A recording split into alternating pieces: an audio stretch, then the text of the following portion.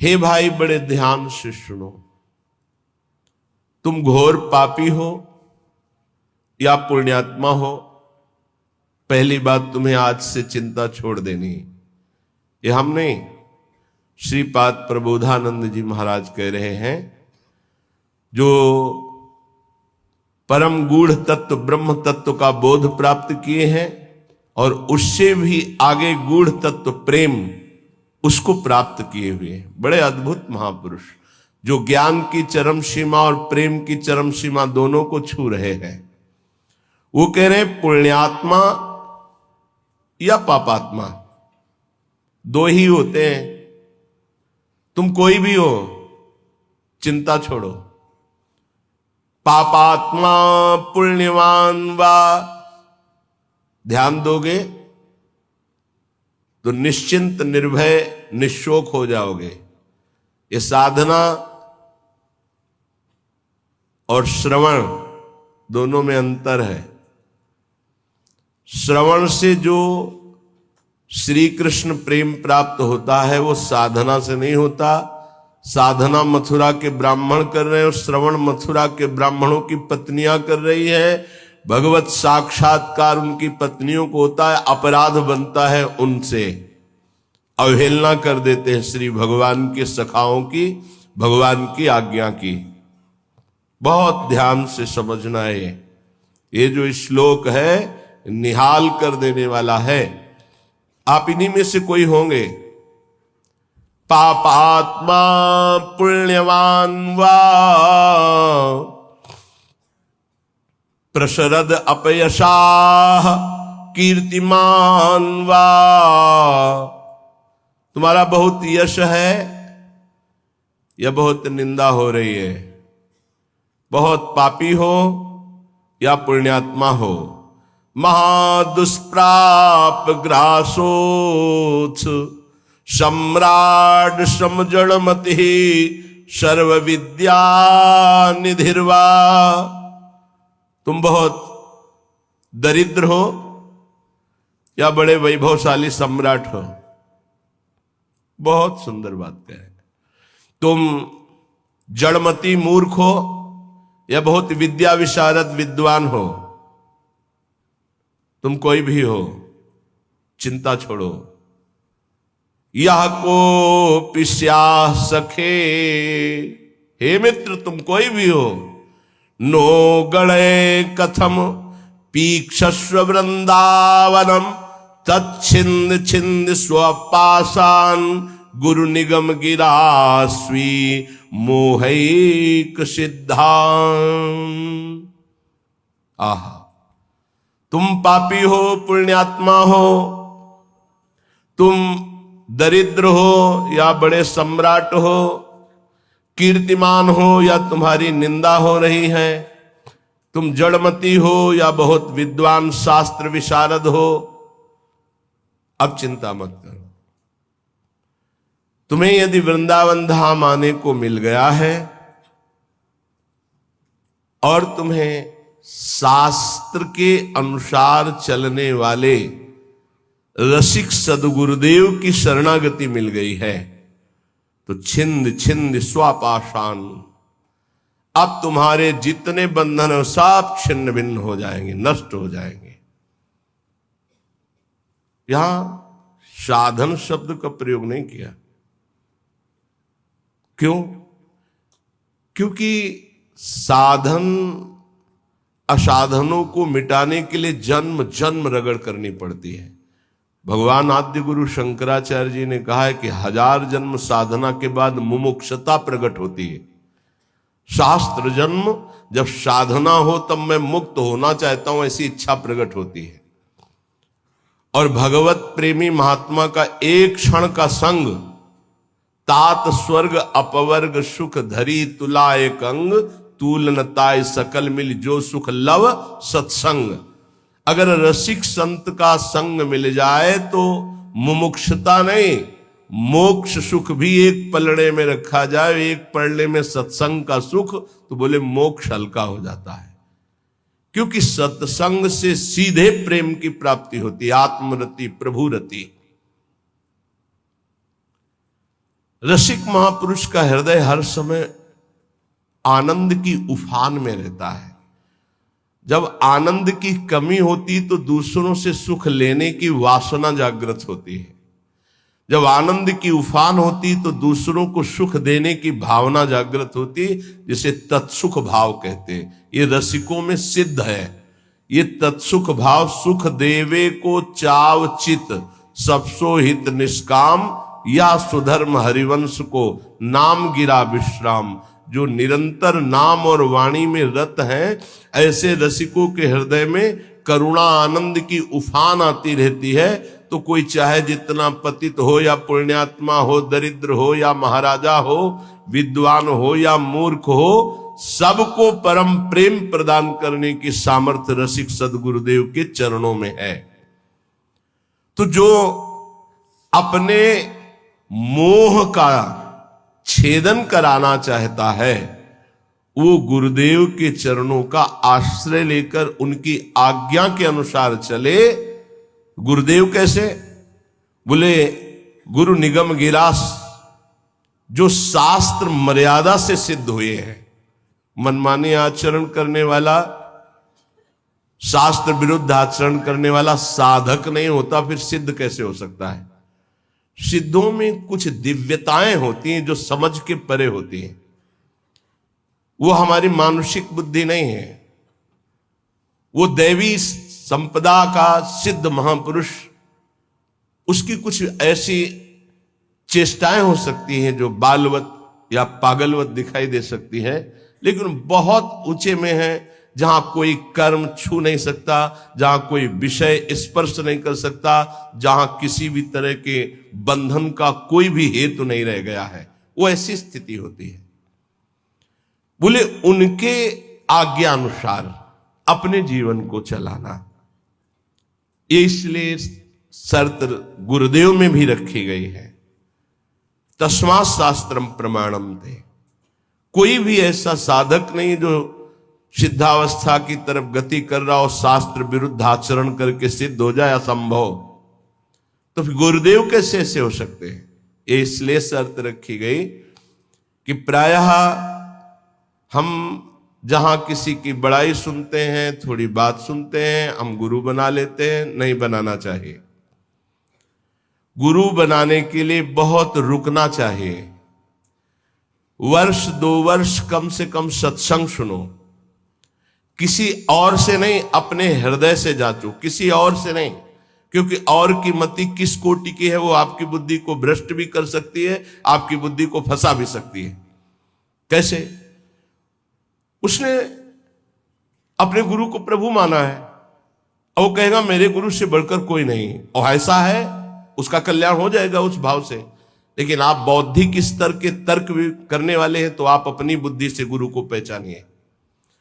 कोई कह रहा है कि पाखंड है, ये उसकी बुद्धि का है, आप अपनी बुद्धि से निर्णय कीजिए। किसी की श्रद्धा और किसी की अश्रद्धा से अपने हृदय में कोई फर्क नहीं पड़ना चाहिए।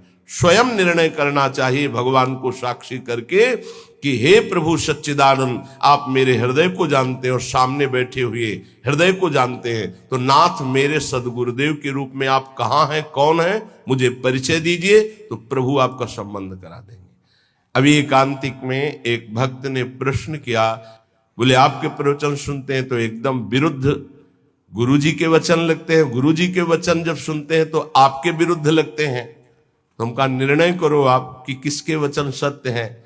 तो बोले जब इधर का सत्संग हम सुनते हैं तो लगता है नहीं, जीवन का लक्ष्य भगवत प्राप्ति, तो गुरु पे अश्रद्धा होती है, मुझे क्या करना चाहिए। साधक फंस जाता है। उसको लगता है, वो खुद बोला, मुझको लगता है यदि मैं शास्त्र विरुद्ध चलता हूं तो जीवन बर्बाद होता है गुरु की बात मान के, और यदि आपकी बात मानता हूं तो गुरु का अपराध लगता है, क्या करूं। नहीं, डरने की जरूरत नहीं। गुरु बलि तजेऊ कंत ब्रज बनितन, भे मुद मंगलकारी। गोस्वामी तुलसीदास जी बड़े सिद्ध महापुरुष हैं। भे मुद मंगल, वो स्वयं मंगल नहीं, दूसरों का मंगल करने वाले बन गए। भगवत प्राप्ति नहीं तो जीवन का लक्ष्य क्या है? क्या लक्ष्य है? केवल विविध प्रकार के भोग विलासिता पूर्ण संसार को सत्य मानकर भोगना, नहीं नहीं नहीं, बिल्कुल भुलावा, बिल्कुल भुलावा। हमें भूल भुलैया में नहीं फंसना। कभी कभी माया के पार्षद भगवान के पार्षद का रूप रख करके आते हैं, हमें ठग करके भूल भुलैया में लगा देते हैं।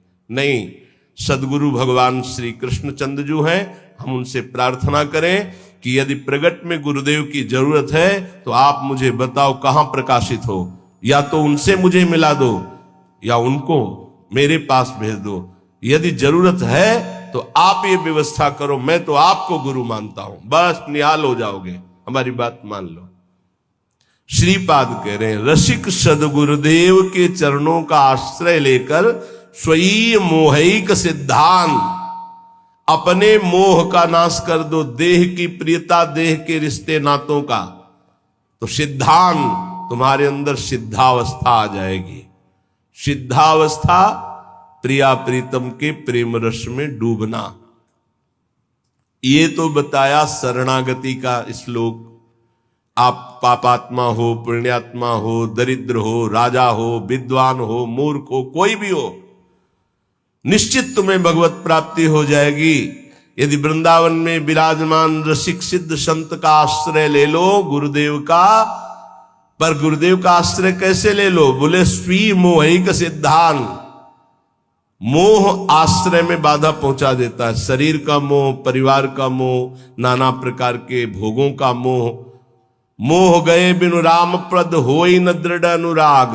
तो मोह अगर है तो गुरुदेव के चरणों में निष्ठा पूर्वक आप टिक नहीं पाएंगे, वो आपको हटा देगा। और अगर गुरुदेव की निष्ठा में टिक गए तो मोह का नाश हो जाएगा। मोह मूल बहुशूल पद, त्यागो तम अभिमान। जब तक मोह है तो संसार चक्र बना हुआ है। मोह का नाश हुआ, संसार चक्र नष्ट हुआ। अब वृंदावन की रहनी बता रहे। पहले श्लोक में शरणागति बताई, अब कह रहे कंथा कौपीन वासस तरुतल पतितै क्लिप्त वृत्ति फलाद्यै कुर्वन्न व्यर्थ वार्ताम कथमपि न वृथा चेष्टया कालयापि त्यक्त्वा सर्वाभिमानं प्रतिगृहमटनं तुच्छ भैक्षाय कुर्वन् बृन्दारण्ये निवत्स्याम्य समनुसरन् राधिकैकात्मलोकान्। कौपीनवंता खलु भाग्यवंता। बड़ा भाग्यशाली होता है जो लंगोटी वाला होता है, कोई खिलवाड़ नहीं। आद्य गुरु भगवान शंकराचार्य जी का ये कौपीन का स्तोत्र है, कौपीनवंता खलु भाग्यवंता। नरसिंह मेहता का काछ वाछ मन निश्चल राखे धनी धन जननी तेरी रे। लंगोटी का पक्का, जबान का पक्का और मन का पक्का। तो बोले भड़ नरसैया दर्शन पावा। हमारे बड़े भाग्य जो मैं ऐसे संत के दर्शन पाऊं जो लंगोटी का पक्का, जबान का पक्का और मन का पक्का। कंथा कौपीनवासास कौपीनवंता खलु भाग्यवंता। लंगोटी का तात्पर्य होता है जितेंद्रिय। आजीवन भगवत आराधन में अपने जीवन को समर्पित करके एकमात्र परमानंदमय सुख का भोक्ता, किंचन मात्र कहीं की किसी इंद्रिय का भोक्ता नहीं। वासास परिग्रह रहित वस्त्र। साधु का जो वस्त्र है वो परिग्रह रहित होना चाहिए। परिग्रह जिस पर किसी का अधिकार नहीं। वो हरिराम व्यास जी ने कहा घूरे में से बीन चिनगटा रक्षा कीजिए सीतिन। चलो वैसा नहीं, तो जो गुरु प्रदत्त वस्त्र हैं या जो स्वाभाविक सहज में जैसे बन जाए। याचना की वस्त्र के लिए कहीं आज्ञा नहीं है। केवल याचना भिक्षा के लिए है, अन्य याचना नहीं है। तो ठीक है, नहीं है तो कोई बात नहीं। जब हमने अपने जीवन को प्रभु के चरणों में सौंप दिया तो अब हमको इस शरीर की इज्जत की परवाह नहीं। शरीर का कोई, ये तो प्रभु को समर्पित वस्तु है, वो जैसे रखें। जैसे प्रभु हमें रखे। हमारी याचना नहीं होनी चाहिए। तो अयाचक वृत्ति से यदि कोई हमको दे दे तो भी हम कम पैसे वाली चीज से अपना गुजारा करना सीखें। शरीर स्वस्थ हो, साधन पथ में हम चल रहे हैं, तो कोशिश करें कि कम पैसे वाला कपड़ा हमारा हो, कम पैसे से हमारा पेट भर जाए, कम पैसा हमारी दिनचर्या में लगे।